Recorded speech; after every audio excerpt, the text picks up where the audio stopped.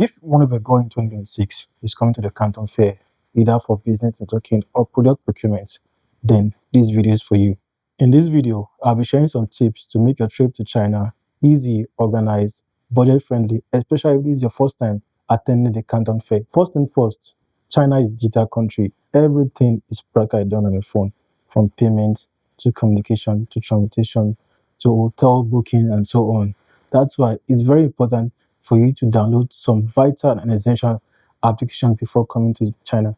These apps will make and help you navigate around China smooth and avoid unnecessary stress. Number one and the most important application you'll be needing is a VPN, because as soon as you step your feet into China, you'll be able to access your daily websites and social media platforms like Facebook, Instagram, and so on. So you need a VPN to be able to access them. Yeah, so it's best for you to do your research regarding which one will work best for you. From my own perspective, it's much better if you have paid VPN because they are way more reliable compared to the free ones. But I'll list out some free ones that do work as well. Yeah, I think to do the job. So maybe you can use that in the meantime and see if it works for you. There are VPNs like Super VPN, Fast VPN, and so on. I'll list them out on the screen and put them down in the comments. They are free. There are about 3 of them. They are free. So you could also try them out and see if it works. But I do use them as well. Sometimes maybe I probably forget to make payments on my paid VPNs. I use the free ones for the meantime before I'm able to make payments for the paid VPNs. Yeah. So like I said, please do have a VPN before coming to China. Another app you'll be needing is a translator. Yeah, you need a translator app because 99% of the Chinese, of the locals don't speak English.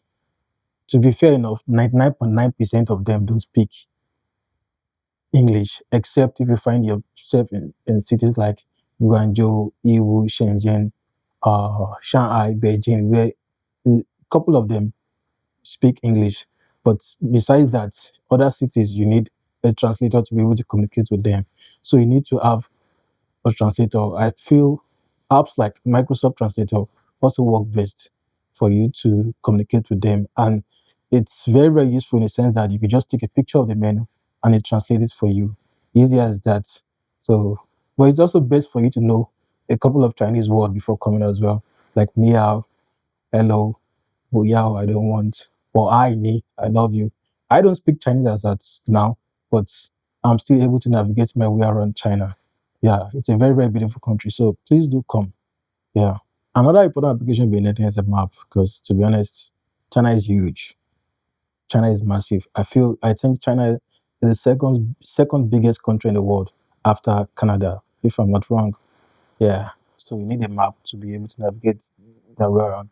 Like I said, the locals themselves, they make use of the map. If you want to use public transport, you need a map.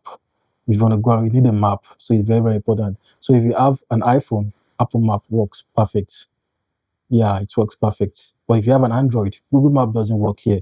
So you need to download a map. A map is in Chinese. That's the only downside. But it's way more detailed compared to Apple Map. But it's not difficult to use. If you just make a screenshot of wherever you're going to, and you take it to the Microsoft translation app that I told you about, it will translate for you nicely. So if you want to make use of the public transport like the subway, the buses, and so on, you need a map to help you navigate your way around, where to stop, where to get onto, where to switch from a train to a bus, or where to switch to the next line. You need a map. Yeah, so please do get a map. And like I said, a map is way more detailed. I think I'll probably speak more on a map because there are a lot of stuff you can do with a map. So I'll speak more about a map in my next video. Yeah. Another app you'll be needing is a Didi app. I believe in America you guys use Lyft or Uber, and in some part of the world we use Uber as well. But here in China we make use of Didi. Yeah. So Didi app is very, very important. And one thing I like about Didi app is that the estimation of the price that you get is what you pay. So you need a Didi app to be able to navigate your way around China easy. Because to be honest, I won't advise you to make use of the local meter taxi guys because they're always up to no good. They are similar to any other taxi app you find around the world. they are always up to no good, always hanky panky. You probably need to go to a place like maybe 500 meters or 1 kilometers. They make it seem like you're going to a place like maybe the place like 2 kilometers or five or maybe 5 kilometers or more. Yeah. So with them, you pay more. Yeah, they charge you more. So please and please get a Didi app before coming to China. And but the downside is that you need to find a way to integrate payments with your Didi app. I'll speak more about how to integrate the Didi app and Alipay afterwards. Yeah. In terms of payments, you'll be needing Alipay and WeChat. China is almost cashless, though once in a while you make use of cash, but to be honest, 99% of us use our WeChat and Alipay to make payments. So yeah, so you need either a WeChat or Alipay. If you come here as a tourist, Alipay will be your best friend. Yeah, if you come here as a tourist, Alipay will be your best friend. So you just use WeChat to communicate. You feel me? So Alipay, with Alipay, you need to input your passport details.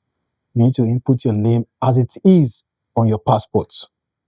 Yeah, you need to input your details in Alipay as it is on your international passports so that you'll be able to have access to the payment side. So as soon as you activate and verify all the details on your Alipay, then you should be able to have access to the payment size, to the payment platform. So from there onwards, you should be able to link your Alipay to all your other uh, apps like Didi, Taobao, and so on. So please do find it. I think there are various videos online. I can't start going to how to activate and do all this stuff. There are various videos online on how to activate your Alipay.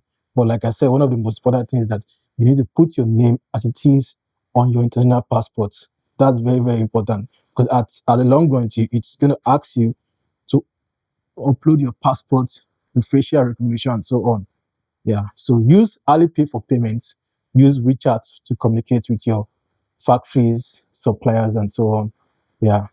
So with Alipay, for you to be able to activate it, you need two things: your international passport, then Mastercard or Visa card, either one, whichever one you have is fine.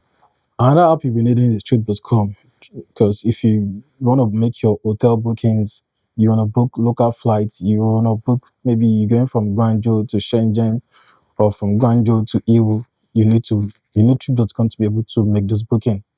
Yeah. So, and one tip I will always say is that whenever you're going to cities like Guangzhou or any city, actually, maybe Shanghai, please and please always make sure you book a hotel in a city center where it's centralized, where you can easily go to other places.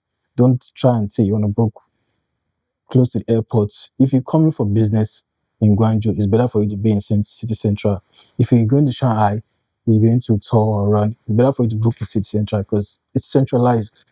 Yeah. So as long as you put your passport details correctly inside the booking, inside the tree.com, then you are good to go. It's easy. It's in English, as you all know. So it's easy for you to navigate around trip.com, unlike some other Chinese app. The Chinese app are way cheaper compared to trip.com. But since you don't understand Chinese, you won't be able to access them. But if you have friends around that can help you around, because with Chinese app, they are a little bit cheaper compared to trip.com.